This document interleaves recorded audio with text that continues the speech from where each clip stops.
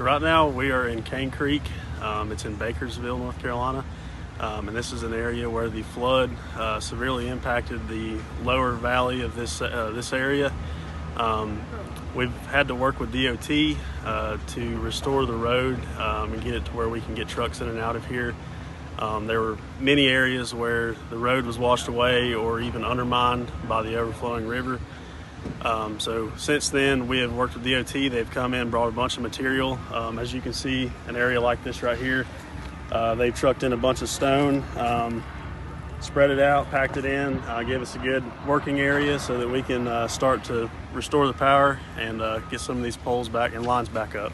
This is the time that we help our community, help our neighbors, as we should any time, but that's when we can use our resources and open things up for the residents, for our neighbors, for our partners. Currently, today we had interactions with Duke Energy, specifically in the Cane Creek area, to make sure that they have access where they need to, and if there's something we're not aware of, they can let us know so that we can address it, so they can provide citizens with that needed electricity.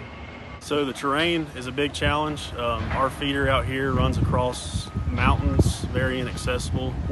So we're having to walk up a lot of right-of-ways, climb a lot of poles, use a lot of backyard track machines to get into these areas. We've had to build from the substation out.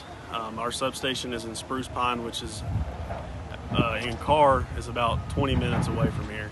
So we've had to rebuild all the way from the substation, the main feeder lines, to this point. So we are just now getting out to this area, rebuilding lines.